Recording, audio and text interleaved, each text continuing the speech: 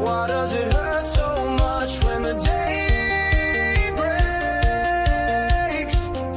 Why does it hurt so much when the day breaks?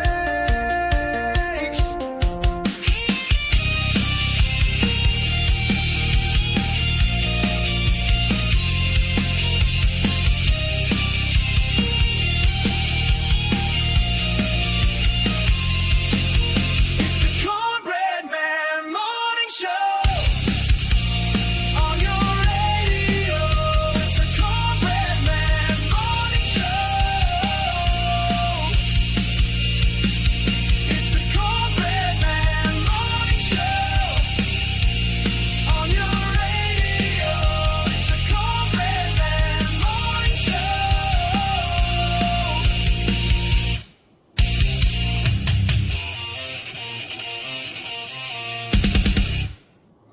And good morning, David the AM, aka the Cornbread Man Morning Show. A little earlier, I've got to be at work earlier today, so I was actually trying to be on work on live even earlier. That didn't work, but I did get here a few minutes early, and we'll go as long as we can. And having some employee functions today, and looking forward to being there for that. I got to stop and pick up biscuits, so I got to make sure that I'm ready to go. But good morning to you. Happy Tuesday.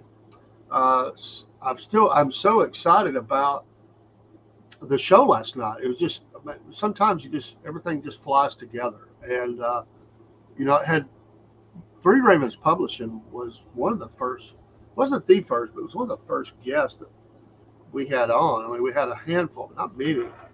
And I so appreciate him coming on, and should have had him on before now, really.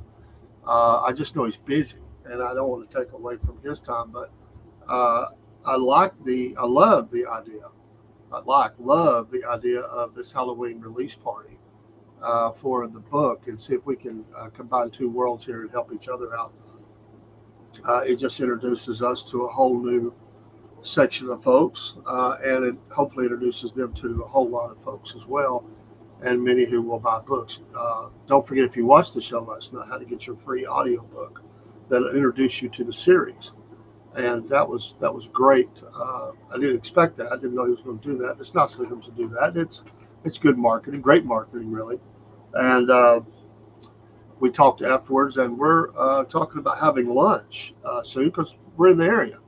And I'm going to hook up with some lunch and see if we just can't, mutually just build that relationship, friendship in a business way at least, and see what ways we can help, because they're fun. They're fun people. They're just right down to the ground who they are, and they're local. And I'm big on small business and big on folks like, especially veterans, and but it's a great series. I wouldn't say that if it wasn't true.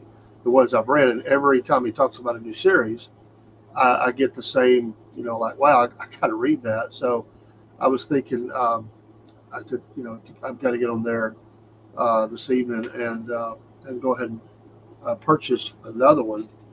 But they're reasonable. You can get them in all kinds of forms, but just help a brother out, and you'll get great entertainment as you go along. So a lot of people Kindle today, and I get that. I do it as well. I mean, you can put 1,500 books on your phone and whatever, but or you have the Kindle itself. My sister's in it. I like both. I like the Kindle because it's on the go and you don't have to carry books. But at home, I like to read books, and I like to pick up books. So I'm kind of person. And we talked about audio last night just as a follow-up, and I've done it. I may not try it again. It's hard for me. He says I have a hard time reading because ADHD, dyslexia. He has to go back and read a part. I'm that way with audio. Something will distract me, and I feel like I've missed something, and I rewind the audio. But I need to give it another try. This is the absolute great. Hey, good morning, Minnesota. Hope all is well with you too. God bless you this morning, and we appreciate you stopping in. I know you're busy. You get around and different shows. And Killer Carl saw you over at James's Empty Pockets podcast last night, and Again, hope all is well with you. Always loved that name, Minnesota Patriots 76. I'm into names, you know. I'm one of those people, you know, it's like band names. You know, how do you come up with a band name? And they throw, you know, hundreds of names on the wall, and the band, it'll be something somebody says they see. It's kind of like we were talking about last night, inspiration. You'll see something, you'll go, oh, man, there it is right there, you know.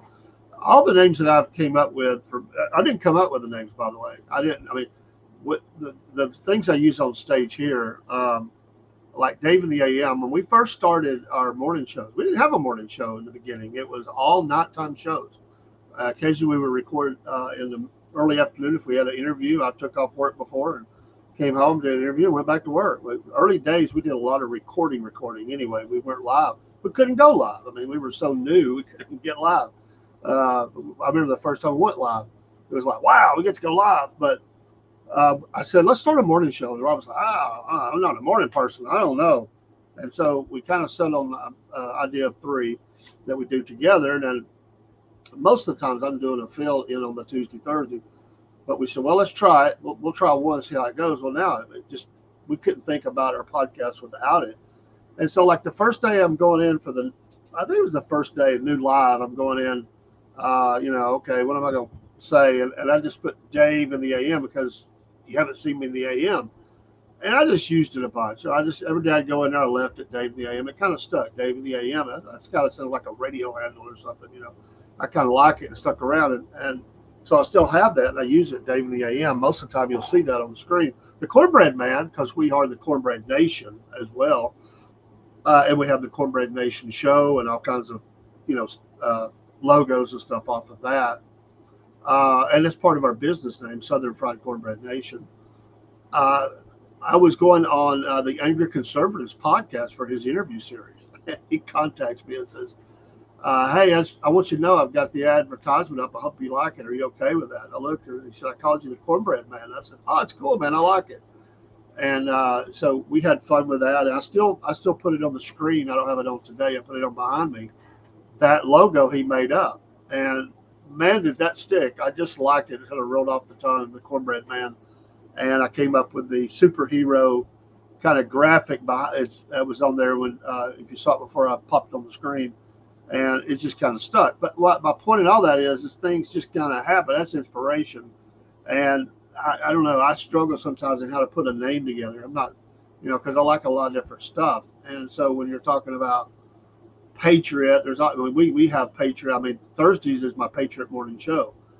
And I actually, the official name is the Southern Fried Patriot Morning Show. And I just shrink it down to Patriot Morning Show. But I love America and you know, love my country and the values of it. And of course, 76 is a significant number, and I like that. And of course, where you're from.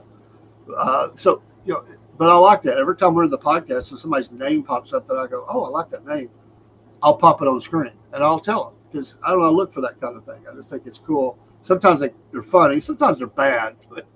Sometimes they're like, oh, I don't know if I want to. Some names will go, cool name, bro, but can't put that on the screen. That's just not going to fit our model. And we're not judging anybody. We just we try to stay within some boundaries here. And because we do have, it was decided early on we would be somewhat family friendly. I mean, we don't, you know, get ill with people for saying a word here and there, but we try to keep it, you know, within a model. And that's nothing against anybody else's model. But we do have teenagers that watch our show, my grandkids and stuff, and we just decided that. But it's cool to see those things, and sometimes I'll chuckle like, what a name. And then like, there's got to be a story behind it. I'm always thinking there's got to be a story behind the name and how did they get that name. It's like people's names. I've met people. I met a girl once. She come to work. I was the supervisor on the shift. She came to work there for a while. Her name was Amity, and I love the name Amity. And I'm like, she goes, I hate my name. And I said, why? She goes, the movie. I said, Amity, you know what? Oh, the Amityville Horror Show. Oh, yeah, my mom loved that. She named me that. I said, well, it's a pretty name. I said, just grasp on that it's a pretty name. And but she hated her name. I was like, I think it's pretty cool. But I have met people. I'm thinking, God, do they not like you? Why? Why do they give you a name like that? I mean, sometimes parents are sort of living through their kids what they wanted to be and what they didn't get to be, and so they they, uh, they name their kids weird stuff, and the kid grows up and they change it or they go by something else. One of my granddaughters, and I love the name. It took me a long time to kind of get used to one of her names. I like it. It just took me a while to get used to it. But she says I don't like it. She loves her middle name, and so sometimes I'll just call her by her middle name, and it's pretty cool. A few birthdays today. Chris Pine is 45. He's been around for a bit. Still just 45 years old. Great basketball player, James Harden. Some would call him a ball hawk. God, it seems like he should be a lot older than this. Just seems like he's been around forever. 36 years old today. That's pretty cool. Melissa McCarthy, 55. Yeah, jumping on up there. Macaulay Culkin, 45. He started so young. He feels like he ought to be a lot older too. To be honest, it makes me feel old for sure. Mother Teresa was born on this day back in 1910. Uh, let's see, John Mulaney, comedian, 42. I've heard of him. And let's see, that's actually, let's see. Yeah, it kind of breaks it down into my profession. I was looking to see if I missed somebody. I think that's the last one I want to cover. But if it's your birthday today, happy birthday to you. Sometimes on Facebook, I'll get those notifications. Hey, so and so's birthday is today. And I always try to go in and say a happy birthday and send it. And when I do that, um, I'll always see something that I missed. I'm like, how did I miss the notification on that?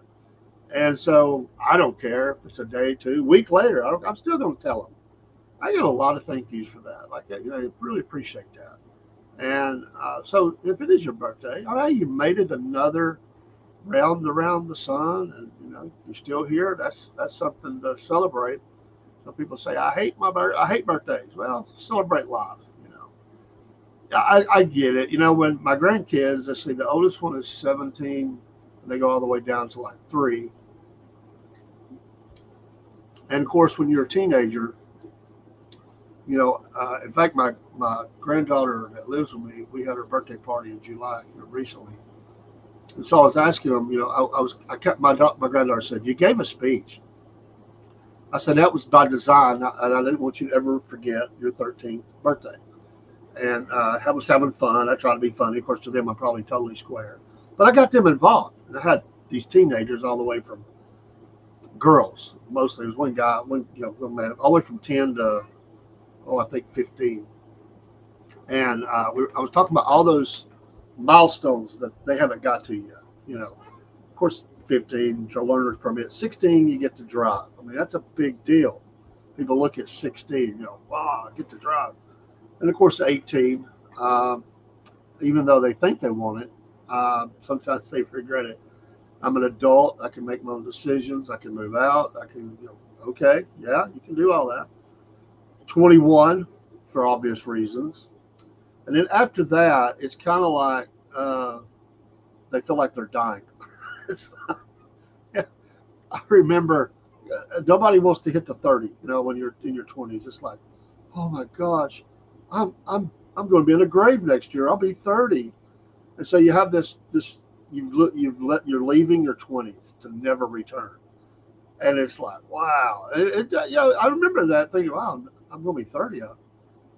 By then I was married, 2 kids, and I'm like 30. Wow, here I was, athletic, played sports all the time, still maturing. I'm still maturing. Um, just a lot more mature today than then, and I was like, I'm going to be 30. Wow, and then you're just dying through extra 30. But then you think 30 is better than 40. Wow, what the heck?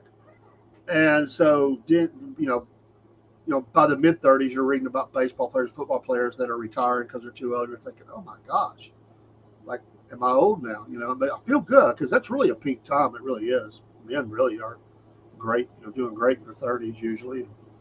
balancing all these things. They say the peak for athletes 27, but today athletes are really going in some sports into their 40s. But it's changed a little bit, some positions, some things.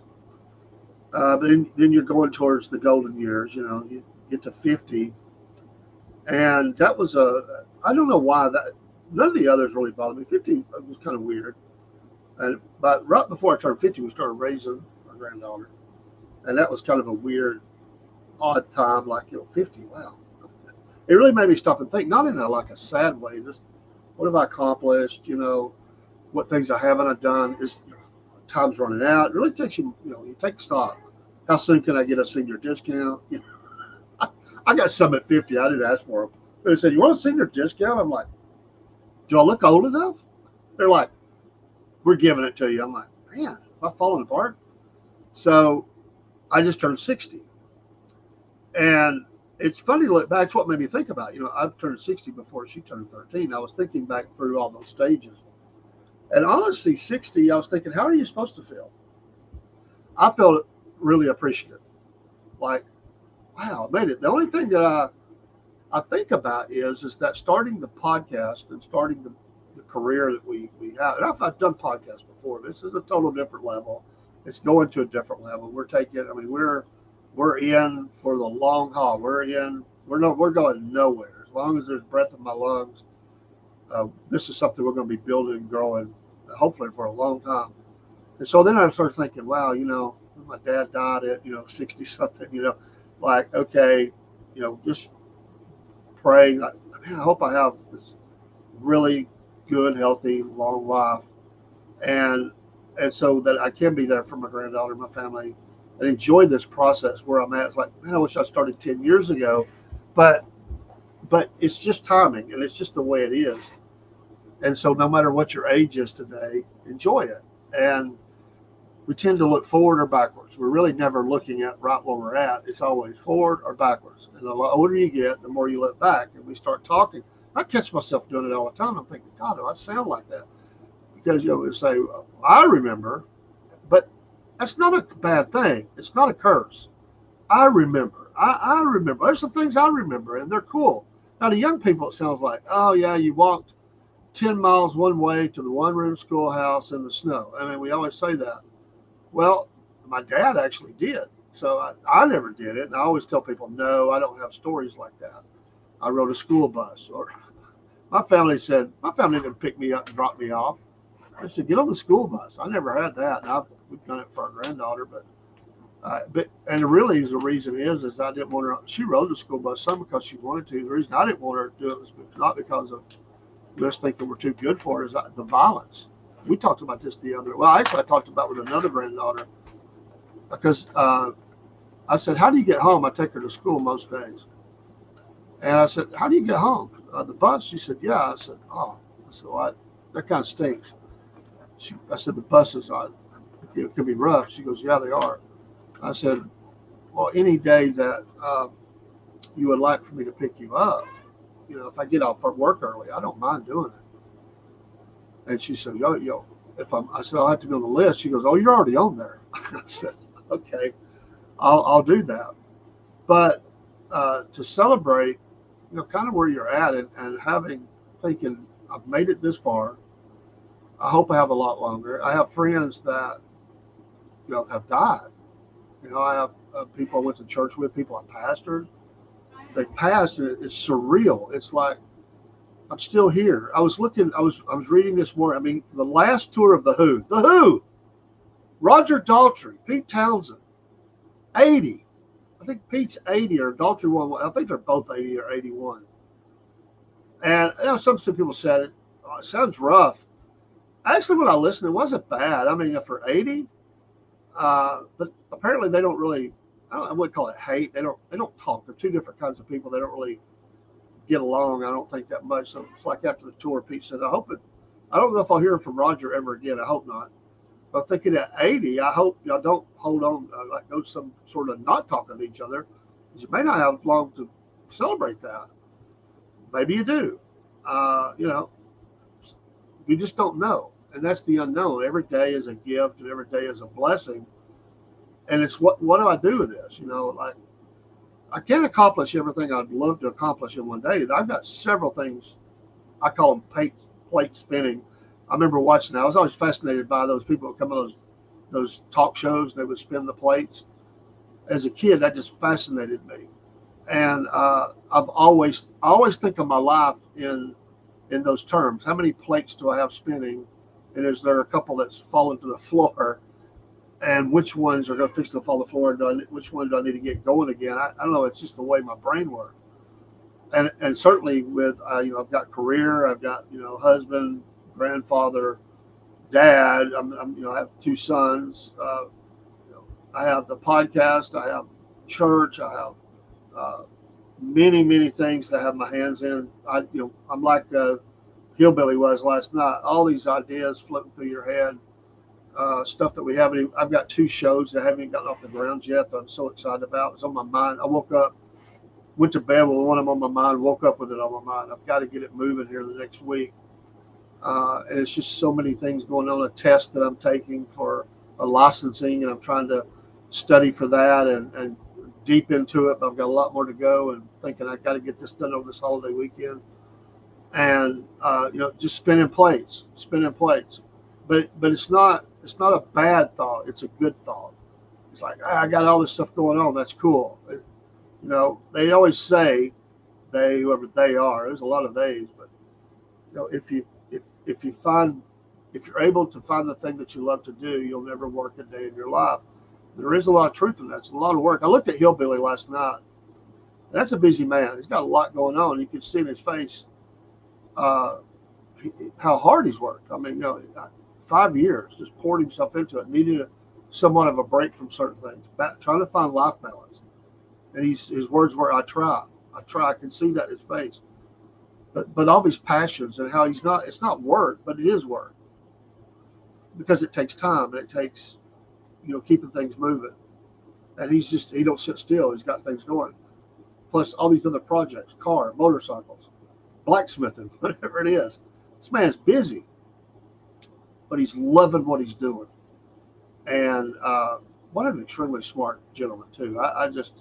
This guy, I'm sitting here thinking, he does his own editing. He's highly intelligent, obviously, and he just very quick-minded and witted, and I respect all that. But here he is, and he's just poured himself into his passions, and great things are happening, and that's freaking cool. I just find that absolutely cool, and I don't. Some people, they look at your success, and somebody may listen to this, and you've been a tremendous success. And there's always those people that are jealous, which is dumb. It's really dumb. Why would you be jealous of somebody's success? And everybody looks at somebody successful. I'd say most everybody. I won't say everybody. And they wonder, how did they get into that? And a lot of times people will think, somebody put it in their lap. They had rich family. They had more than I had. I couldn't do something like that. I don't have the breaks they had. They're lucky. I'm not. Now you create your opportunities. Certainly, and we'll use that example, President Trump. Like him or hate him, and I like him. I like everything about him. I wouldn't say that. I don't like everything about anybody, including myself. But I love what he's doing. I think he's doing a fantastic job. I was watching one of his executive order yesterday, and things are trying to correct, things make right. It makes you feel good as an American. But anyway, it's not the point. The point is they're business people. And they built a family that is predicated on being successful. His sons, daughter, grandchildren, they're highly accomplished people. They have a lot of amazing talent. They work their butts off. I mean, President Trump works his butt off. He's constantly doing something. He doesn't lay about. He gets things done. His sons are expected to do the same things. Yeah, you could say, well, their dad was a billionaire, okay, but they didn't sit around. They work.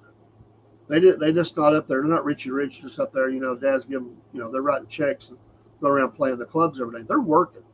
They're accomplished. They're making things happen. Did they get a break because their dad was that? Sure. What do you do with it? Like what you know? And people think that, and most people don't have a billionaire dad or granddad or whatever. Not even a millionaire. What they may have is somebody that inspired them because they worked their tail off, and that work ethic, and a mom or a dad or a grandpa or whoever it was, that somebody you saw that sparkle in their eye, and they tapped into that thing that you really like, which is your dream. What do you want to do? Like, what is your dream? And I always tell people, follow your dreams. Got to make a living, but follow your dreams and don't let anybody tell you you can't. If you have toxic people like that,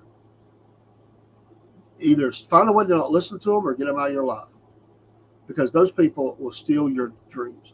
They will crash you down, and they will enjoy doing it.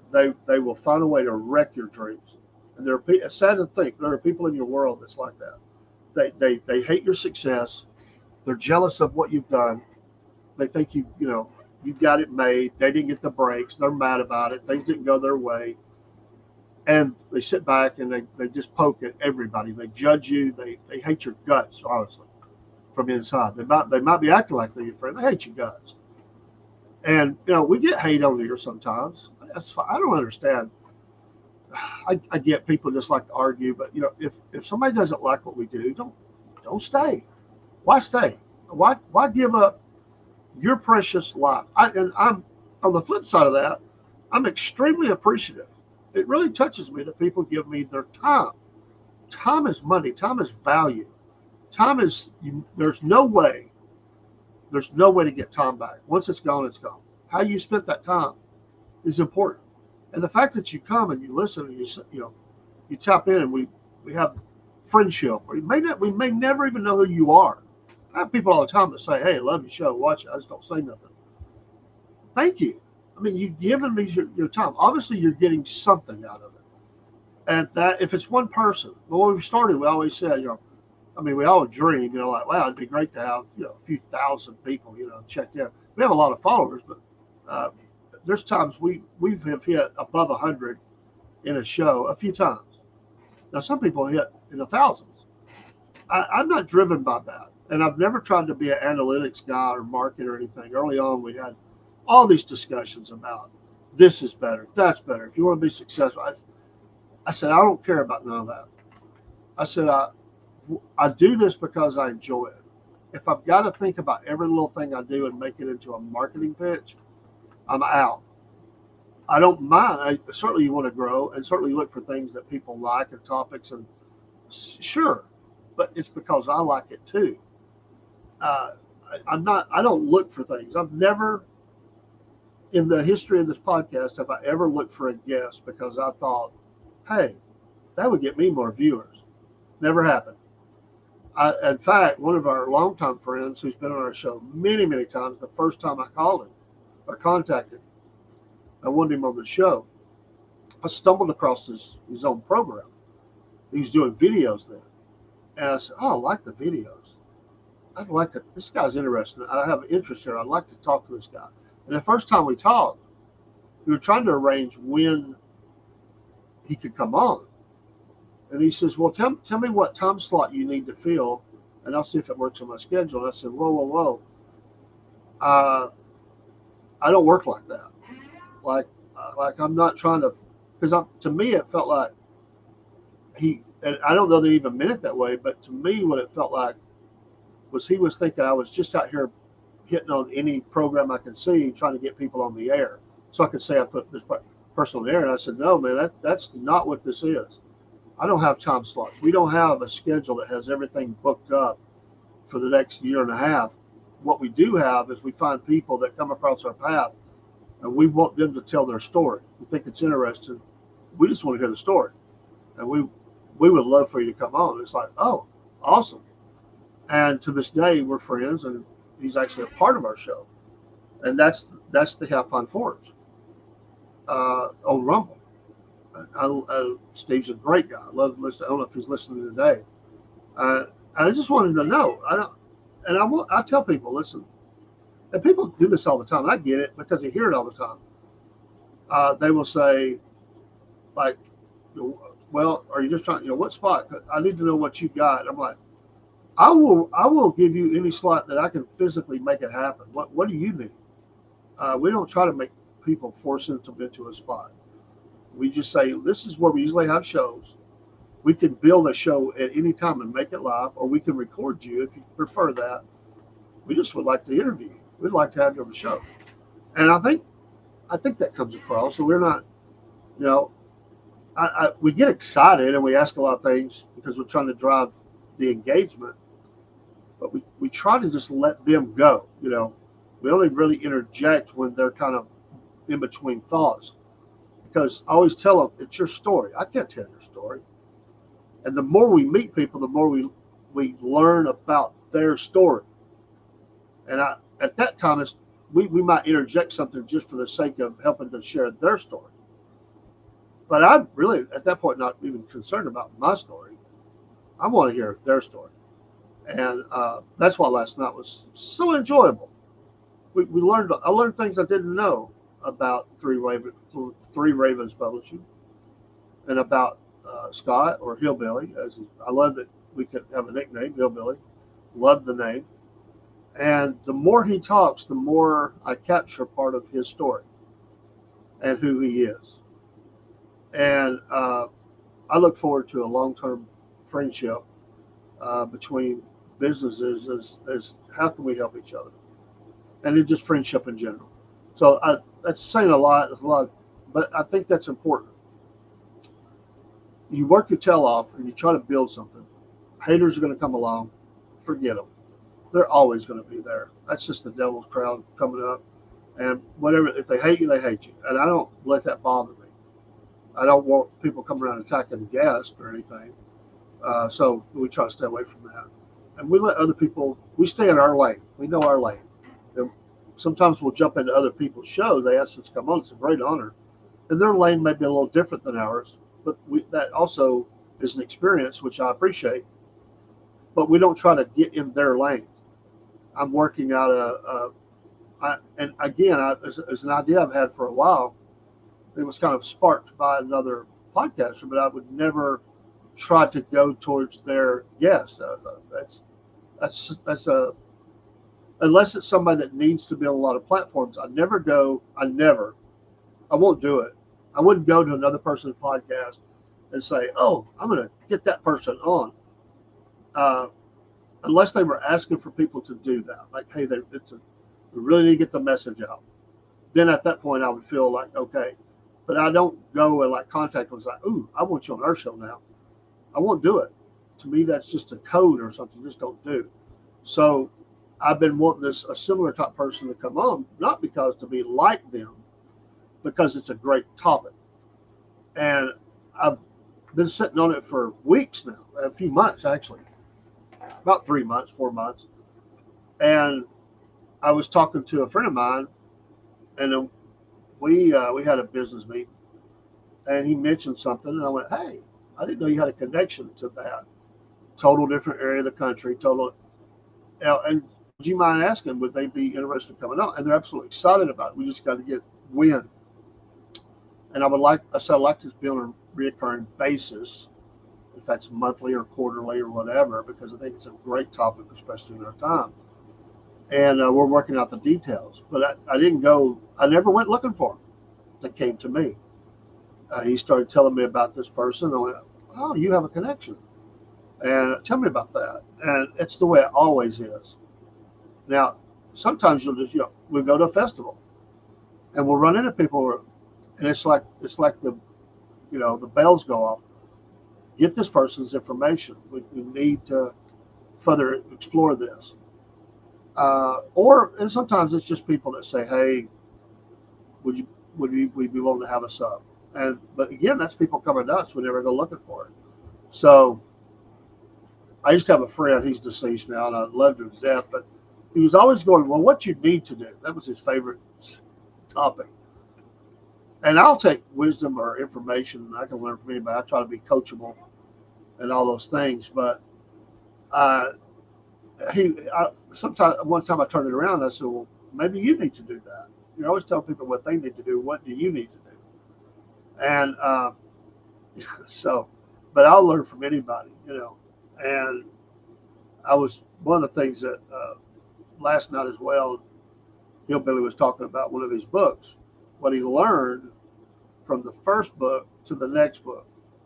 And you definitely get that when you start anything. You learn what works, you learn what doesn't work, you learn how to make something better. There's sometimes you're like, oh, just got to get through this show.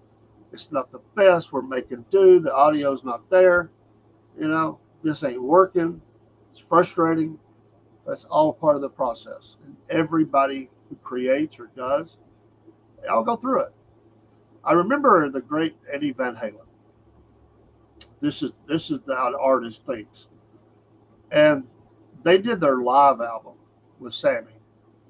Oh, that was back around, I want to say 95 that was released or something like that. I really enjoyed it. It was like double album CD. I'm sure it's out on album now. Uh, and I really liked it. And like a lot of albums, they take live from different shows. They try to get the best and the best and the best. Now, sometimes it's at one place, but a lot of times they do that. They'll take different shows and it's just a better recording. So they'll do three, you know, it's expensive, so they don't do a ton of them. But they'll pick out three locations I think have great acoustics, a great crowd, and they'll do a live. But there's a guitar solo in there from Eddie, and I really liked it. I liked the whole show. I think, man, there's times that they overproduced it. I think a little bit for the. It's still live, but it's a little bit overproduced. But it's really good. But this one part I like, and Eddie played. But I read an interview with that Eddie had done, and I didn't realize he was mad the whole show. Just mad. They had a lot of problems hooking up his equipment in one of those shows, and the way they had to run his equipment really ticked him off for that one show. And he just felt like he could not get his tone. You know, that's the artist. To me, it sounds great. To him, it's like, this is horrible. So whenever I listen to that, it's hard for me not to think about that, you know. But not in a bad way. It's like I hated that he felt that way, but I understand where he's coming from. Uh, Sometimes people say, "Hey, really enjoyed that. It's great." You're like, "Yeah, but we missed so much. I messed up here. I messed up there. We're kind of kicking ourselves, you know. We mess up something." But that's the human factor, and that's the way I would think about Eddie's thing. I appreciate that was driven to be that good. That's what made him great. And at the end of the day, even though maybe he could never listen to it and be totally, well, it's like Eruption. You know, he says he blowed that. He never at recording. He was never pleased with that. He said I blew it. And he said nobody knows it. He said, but I know it. But they did it like one take or something. I mean, like it was done. And he's like, always ticked me off. I missed one. There was a note in there, something he missed, and he's like, you know, always said, I could have done better. I could have done better. So that's what we try. Well, that's a lot of talk this morning. Appreciate anybody that stopped by. I do have to go because I got a couple things to do. I got to get to work. If you're listening and you're from work, if you're coming to my meeting, we'll have a biscuit for you. If not, I believe we're going to have the racing show tonight. Maybe a sports show. I've got to look, see what's on the calendar, the docket for tonight. I think that's the case. And then we'll be back to our regular program in the morning and update views and the event. Hey, it's one more week. Steve will be back with us. First of the week on Wednesday. Steve from Half Pine Forest is always with us. And I appreciate him coming on. And y'all give him a follow. Thank you, Minnesota, for coming in. Anybody else? I could stay another hour. I can't. I got to go. Thank you for the time. Thank you for supporting the Southern Fried podcast. And we're working hard every day, trying to make things better. We know. I see where things we've got to do. We're working on it every day, trying to get there. And ideas are floating around, and we're trying. I promise you. Take care. God bless. But we'll never try for perfection. We like the warts and the cuts and the scars because that shows that we're real. Y'all take care. Have a great day. I really do got to go. And we'll see you soon.